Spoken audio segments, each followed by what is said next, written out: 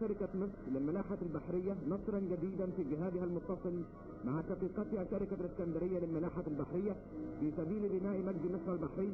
وقد ضمت شركة مصر للملاحة البحرية إلى أصولها التجاري ناقلة البترول نصر الحديثة البناء لتتجاوب مع سياسة العهد الجديد الذي يهدف إلى تدعيم طرح الاقتصاد القومي في مصر.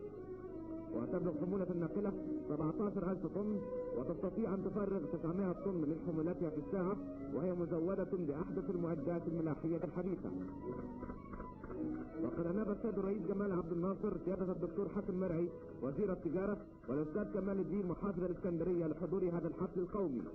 وقد استقبل مندوبي السيد الرئيس السيد عبد المقصود أحمد رئيس مجلس إدارة بنك مصر، ومحمد رشدي وعبد الجليل العمري وعبد العزيز صبري مدير شركة مصر للملاحة البحرية وكبار رجالات بنك مصر وشركاته.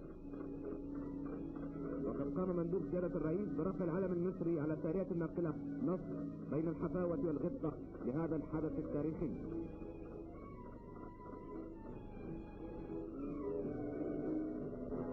وألقى السيد عبد المقصود أحمد كلمة جاء فيها: لقد سمينا هذه الناقلة نصر تيمنا بما أحرزه الوطن من نصر في حاضره وما نرجو أن يحققه من نصر في مستقبله.